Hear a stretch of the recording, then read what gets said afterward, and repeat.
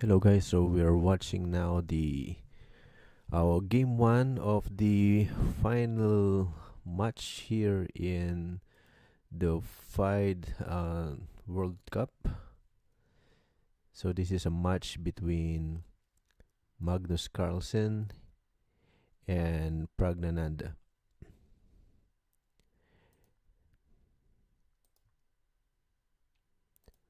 So Pragnananda is playing white here.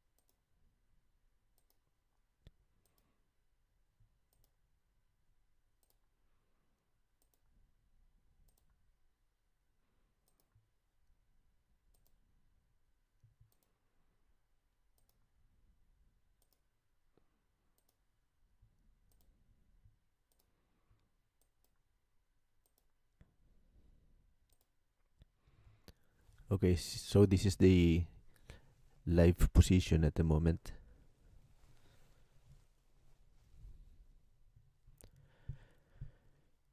And now it's Carlsen's turn to move.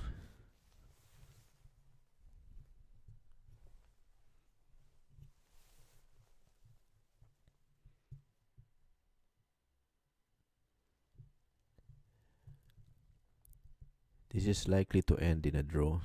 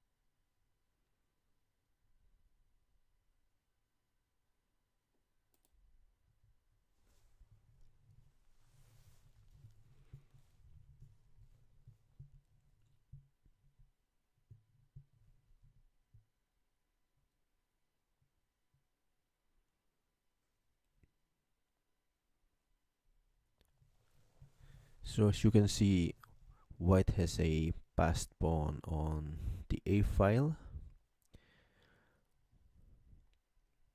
but I don't think Pragnananda will be able to promote that into queen.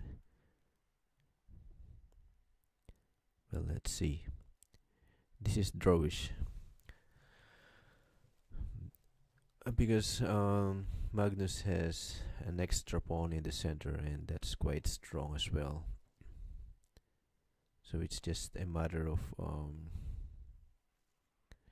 exchanging the minor pieces.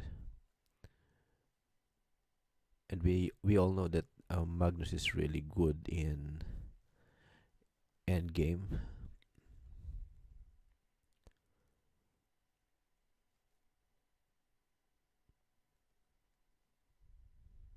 So according to Stockfish, this is a dead draw.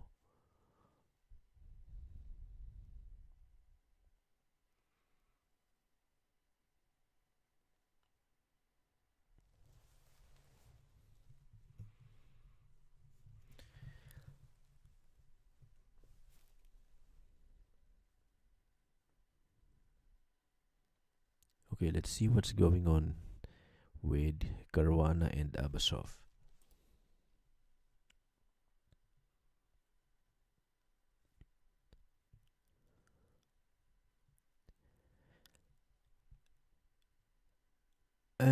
And according to Stockfish, Abasov is winning here, obviously, because as you can see, White has a powerful rook battery along the G file, which is striking strongly on the pawn on G7. Fab is losing here.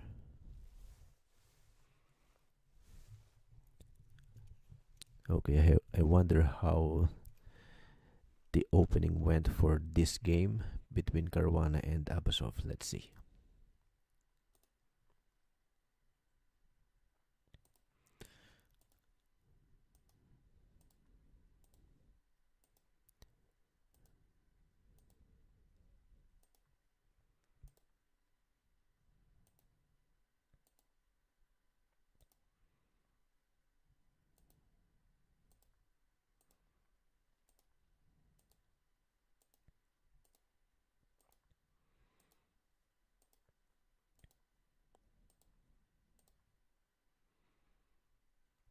Interesting.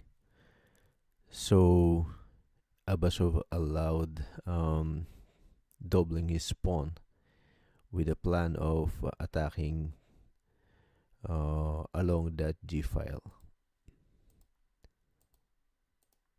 which we can see later.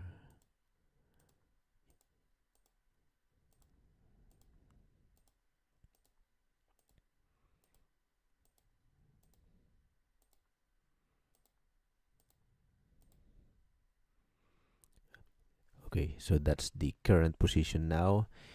And Caruana is taking his time. He's actually thinking for 4 minutes now. Okay, let's go back to Magnus and Praggu.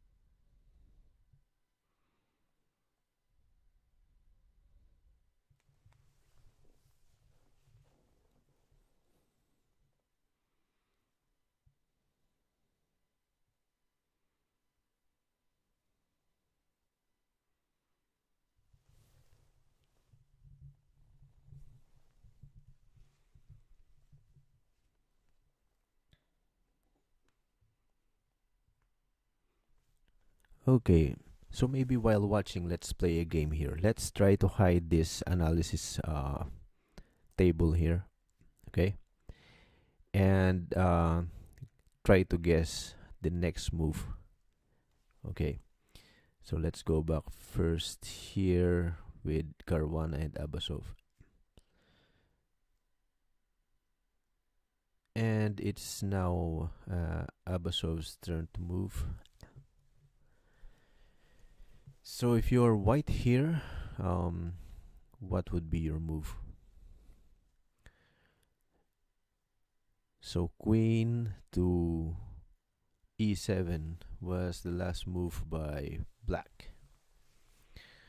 The idea is what's the idea behind that move? I think he's trying to be vigilant along that f6 square, with the idea of maybe placing the knight there.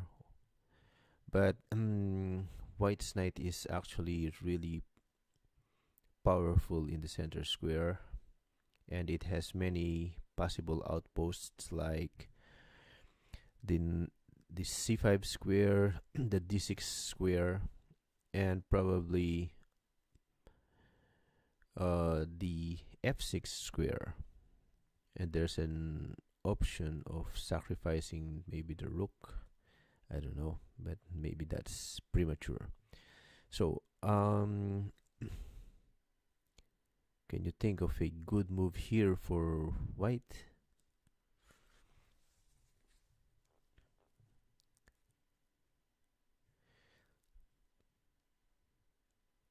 Knight d6 may be strong, but there's no point.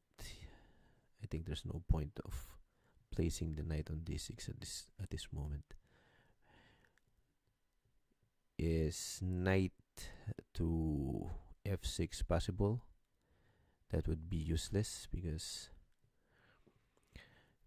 the rook on g8 is being protected by the rook and the king. So by counting, we can see that it will be losing after a series of exchanges. And yeah, the move is sacrificing the pawn, f5. Okay, and let's see the idea here. So f5, what's the idea behind this f5? After e takes f5, what's the next move for white?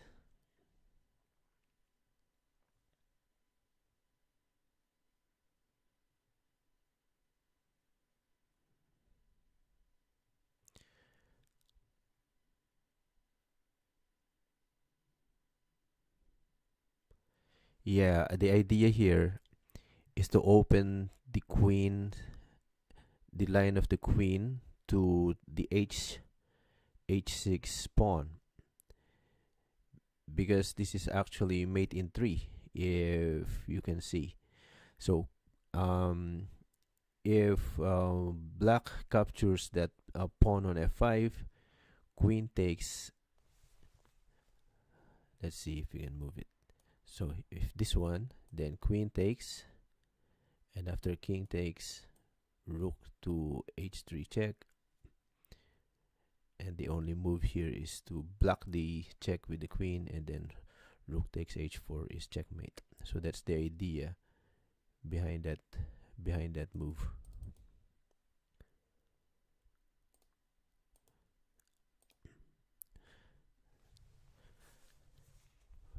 Which is brilliant, I guess. And yeah, Fabiano resigned. Yeah.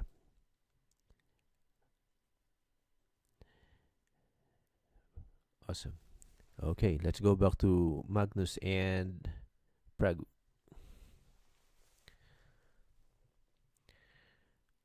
Okay, so it is now Magnus' turn to move.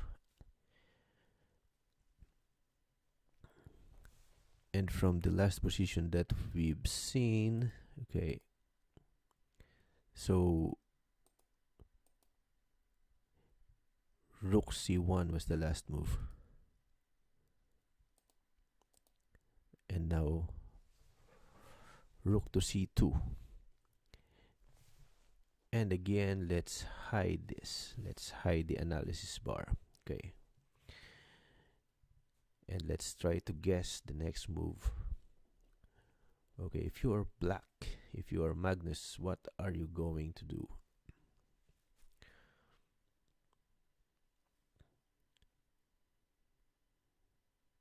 Of course, it's hard to think like Magnus because Magnus is Magnus, but just try to guess.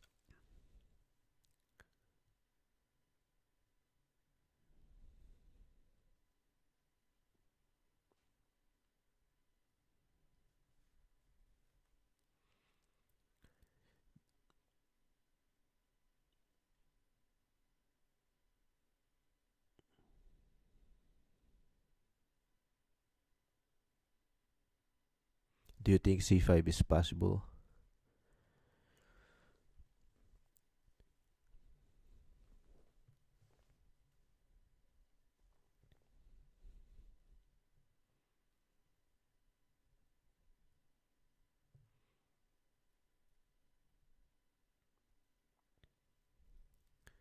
How about d4?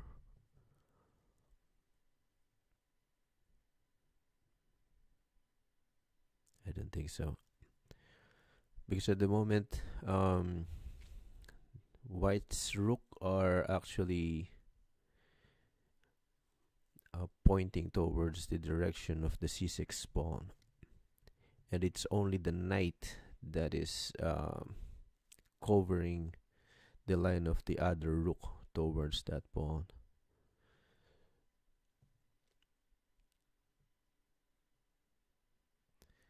But the rook on c2 is somehow tied to the defense of the pawn on a2 as well. And black's rook on a8 is guarding the pawn on the a file.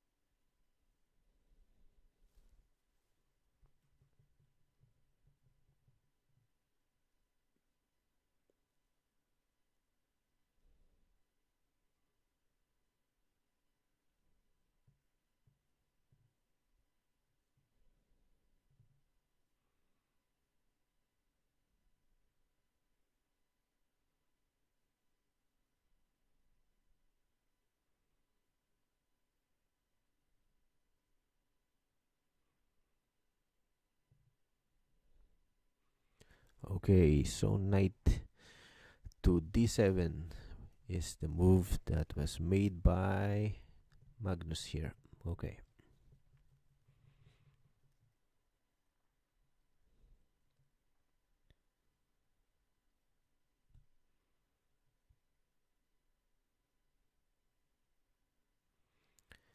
Okay, so what's the idea behind knight to d7?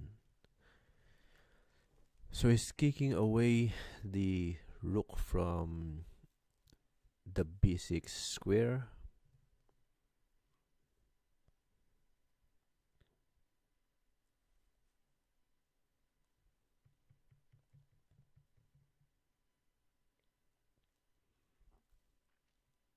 But what if white goes to b7? Will he go back to f6 or will he defend? I think he won't defend the knight. Once white goes to here, for example,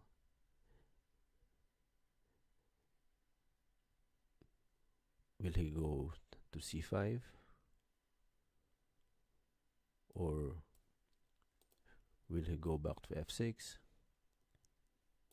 Because obviously, and I think rook to d8 is wrong at this point, because after this, the only possible way to somehow defend that is this rook to c8. But I think that there's a tactic here. White can capture the pawn here, and once he captures back, the black captures back, then rook takes, rook takes, rook takes. is winning for white. So I think black won't defend the knight. So maybe Magnus's plan is to move the knight to c5. I don't know, or maybe just go back to f6. Yeah, because the knight to c5 maybe is losing, is maybe losing because of what? What's the best move here? Maybe rook to e7? No. Or maybe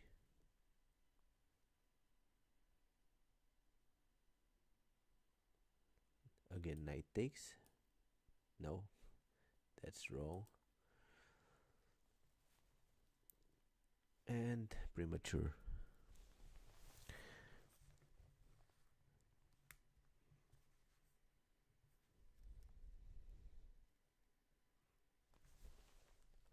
But let's wait and see. So Praggu is still thinking. Knight d7, threatening to capture the rook. So if you are white, how are you going to respond? I think rook b7 is good. But let's see.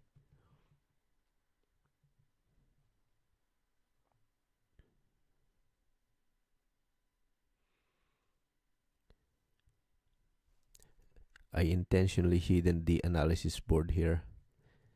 Oops. That's why they are grandmasters, right? So Praggu just retreated his rook to b1. I don't know why.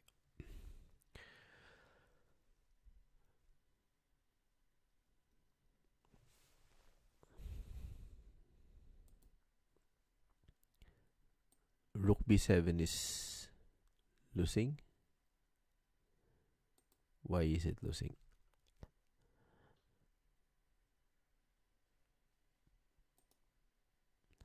Rook b1.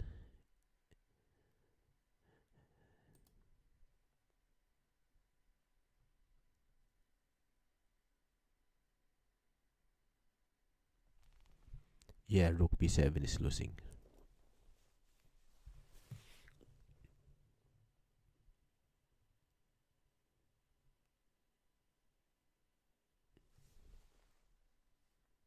Because of a series of moves like this, and then wherever he goes, I think this one is the next move here.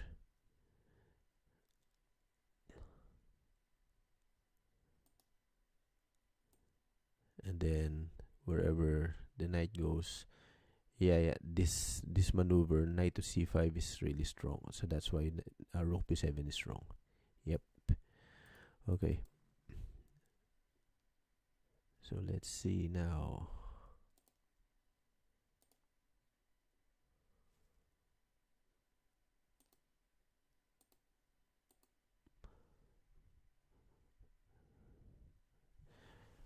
Okay, so the position is, yep, knight c5.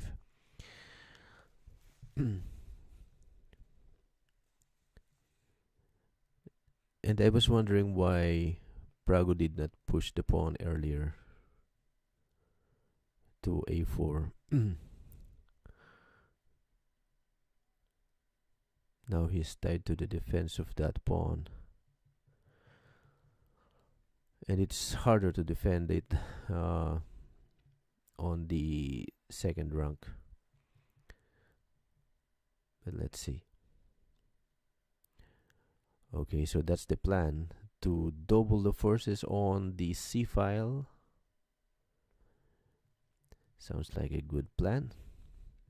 That's why he retreated to b1. So instead of moving the rook to b7, which would allow the tempo after knight to c5, there will be a tempo for black, and because it kicks the rook from the b7 square, and at the same time uh, gives him the tempo to push the pawn on d4.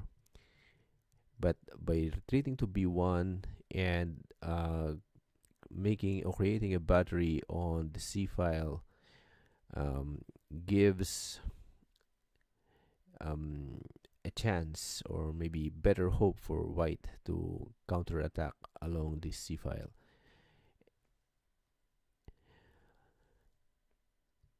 White has a passed pawn, yes, but black has a powerful center. And we can see now how Magnus is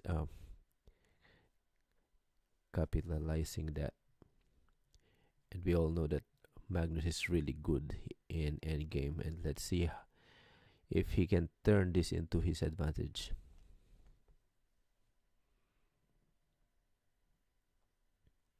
Okay, so it's Magnus' turn to move. Can you guess the right move here? The best move for black. Okay, is he going to go to e6? Because obviously there's a discovered attack. There's a threat to do a discovered attack here. So knight takes d5 is a threat. So to parry that threat, Magnus moved his rook to a5 to protect the knight, so that if white captures the d5 pawn, after c takes d5, the rook on c8 will be defending the knight, and there will be two defenders to the knight, two attackers, two defenders, no problem.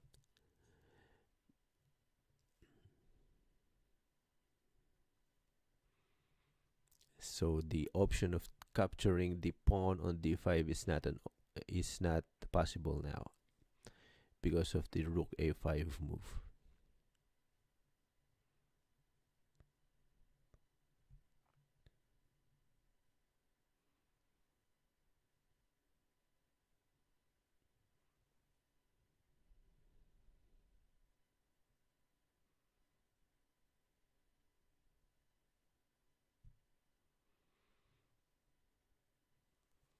Maybe it's still possible, but I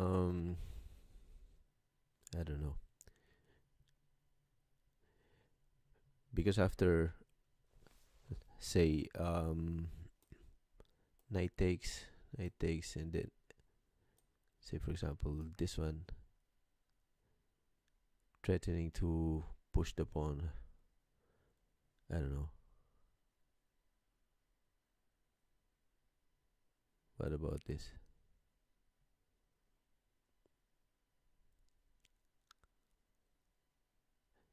So that's losing already. It's not possible.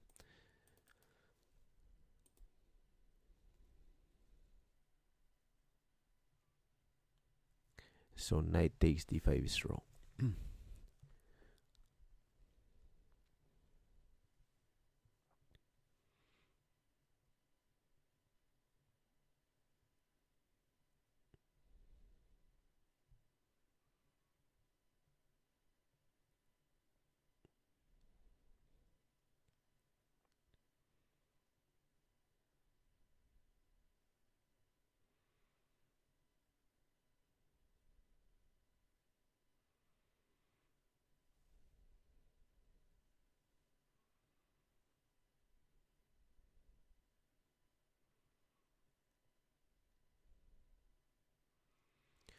Okay, so knight to b1 was made, and knight to e6.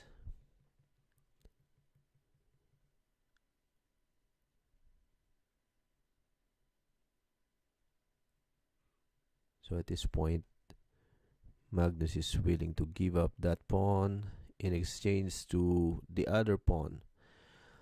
Because once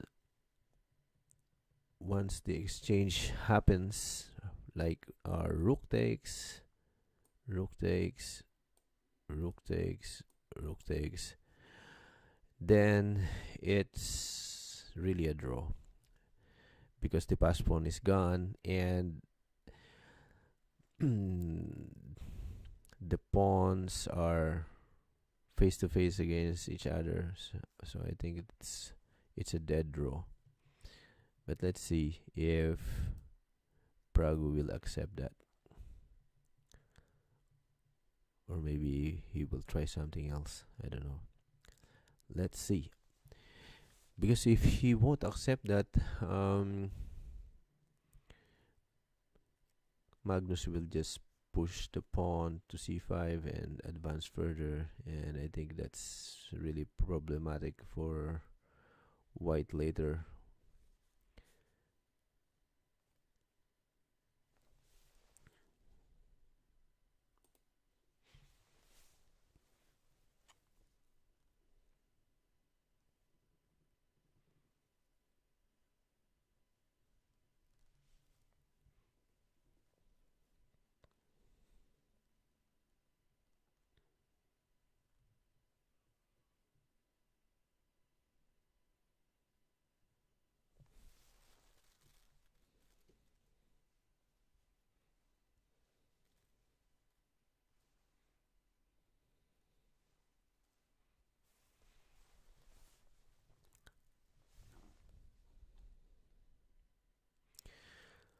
Okay, so he didn't capture it right away. He moved the knight to d2.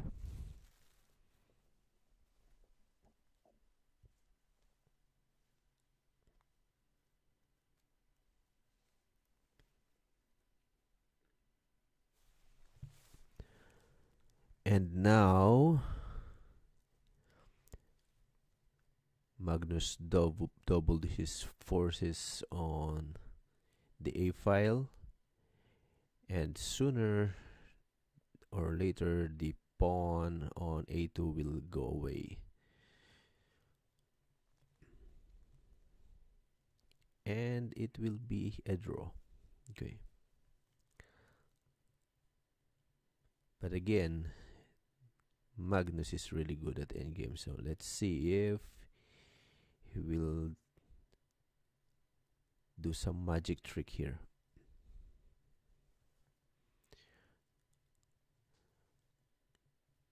Because now rook takes c6 will allow black to somehow do a counterplay in the center by moving the knight to d4, threatening to capture.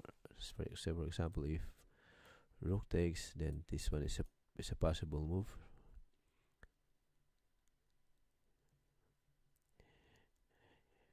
And the pawn on e2 is hanging, so there's a chance of black winning this game if that's the case, but let's see.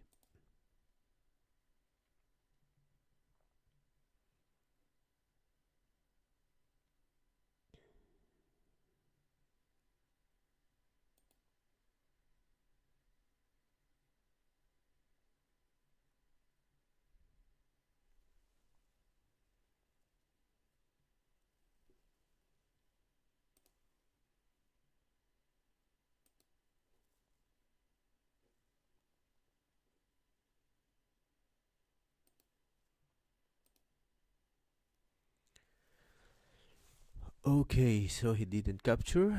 He instead he moved the knight to f3.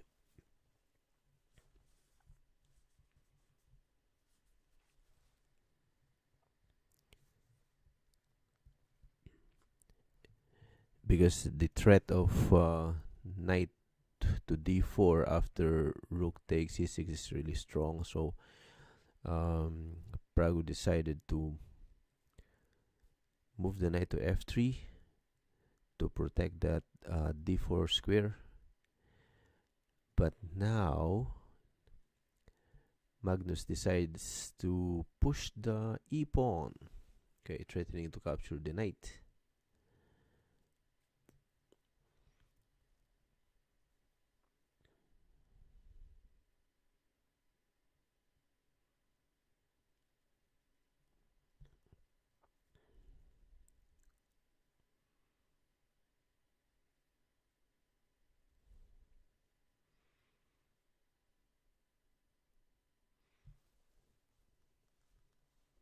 So now,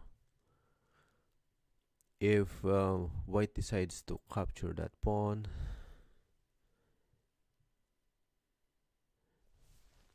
say takes, so the knight must go, right?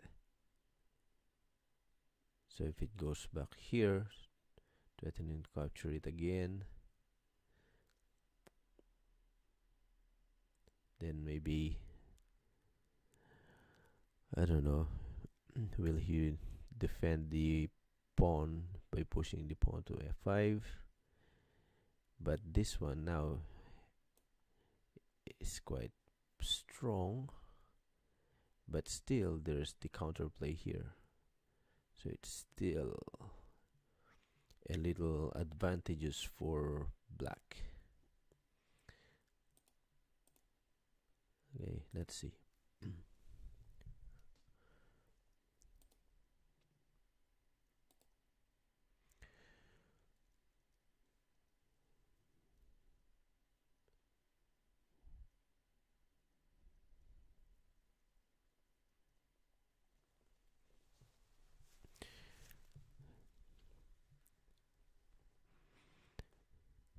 Magnus is thinking like an engine, right?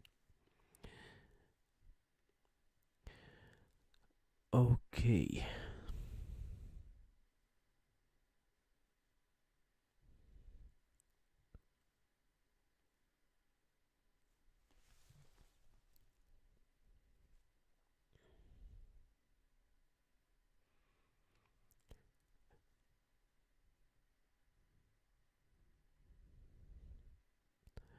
If if white tries to move his knight away instead of capturing that pawn with the d pawn, like if knight to e1, for example, that's losing. That's because of, again, this threat. Oops, that will be wrong. I don't know. Maybe capture first.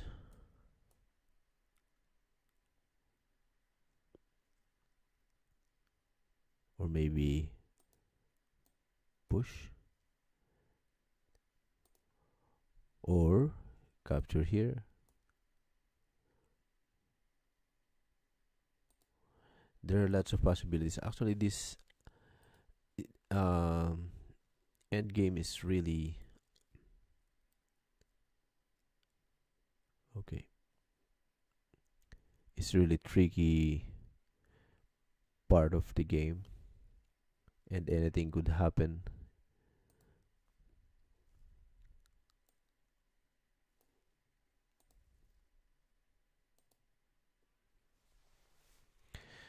Okay, that's it. So he went for the option of capturing it. So he captured it.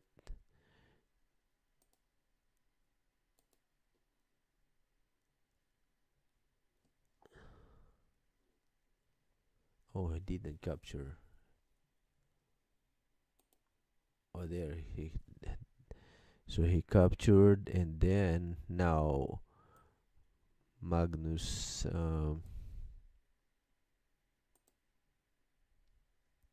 pushed the pawn instead of defending it by pushing the pawn to f5. So the idea is to double the pawn, right?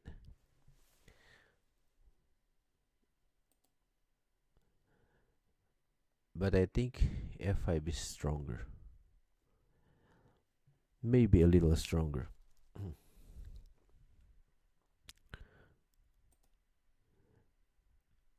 But he went for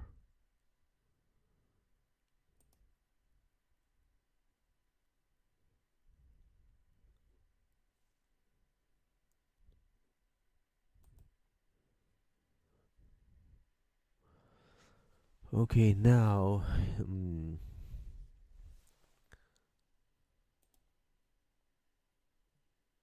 so e3, knight c4, rook takes a2, knight takes e3, and now knight to d4.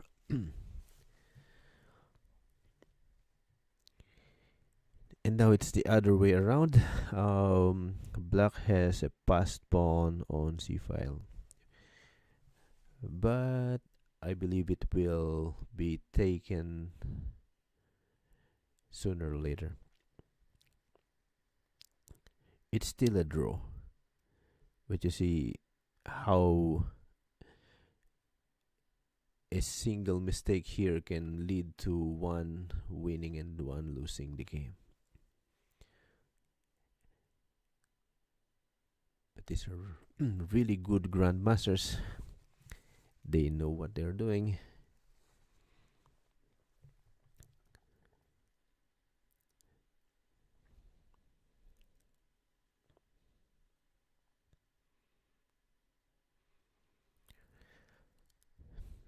It's Pragnananda's turn to move. He captured the rook. Okay.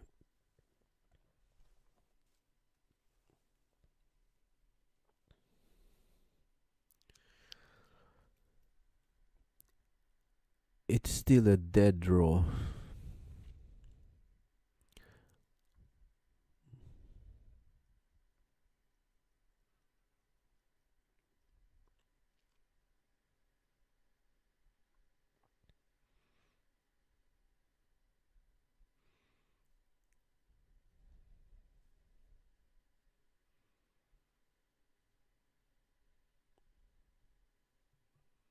Yeah, it's a draw.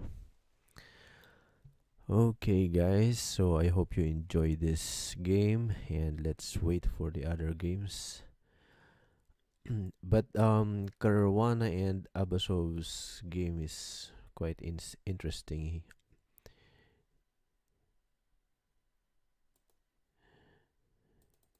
You see here,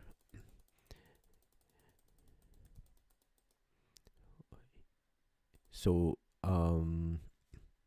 Abasov allowed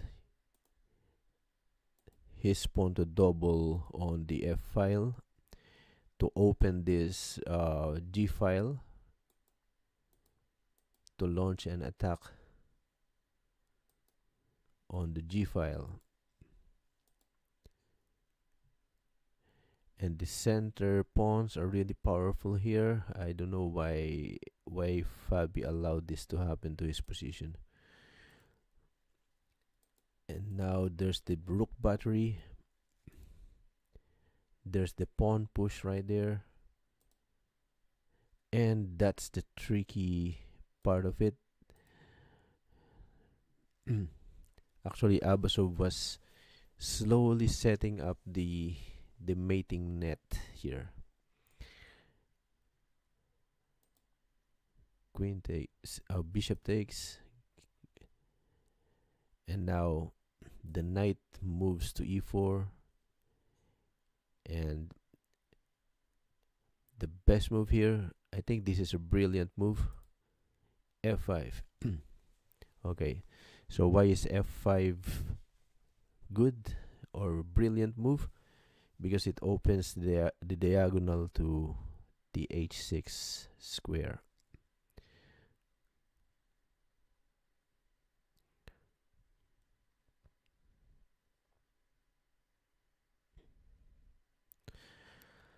And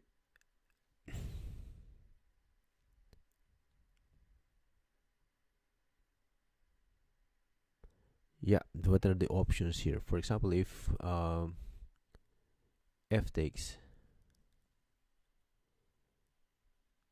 Then what's the next move? E takes f5.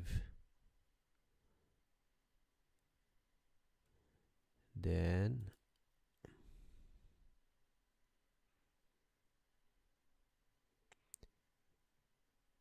is it possible to just capture this one?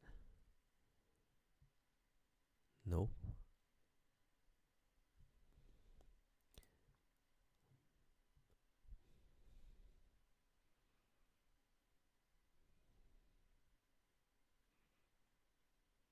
I think knight first. Knight first.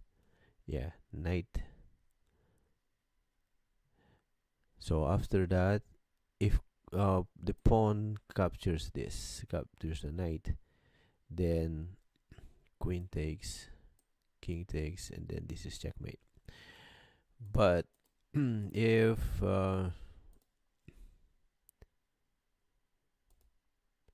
queen, then that loses immediately also because of the material advantage. Yeah. So that's why f5 is strong.